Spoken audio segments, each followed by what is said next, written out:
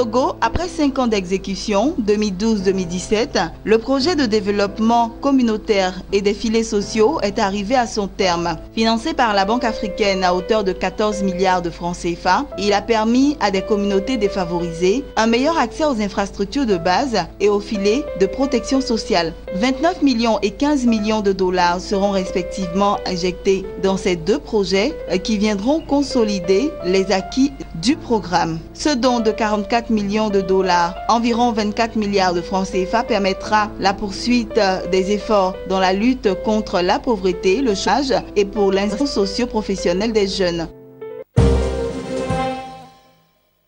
La Banque centrale angolaise a relevé son principal taux directeur de 2 points de pourcentage à 18%. Dans le même temps, le régulateur maintient à 20% son taux de prêt marginal, taux auquel l'institution accorde aux intermédiaires financiers des liquidités au jour le jour contre des actifs éligibles. La Banque angolaise réduit également son taux d'absorption de liquidité à 0% et s'engage désormais à soutenir la liquidité sur le marché interbancaire via des opérations open market, achat et vente de titres entre autres. Outre ces mesures, le comité de la Banque nationale angolaise chargé de la politique monétaire met fin à l'obligation selon laquelle les banques commerciales doivent provisoirement des réserves en monnaie locale avant d'acheter des devises auprès de la Banque centrale.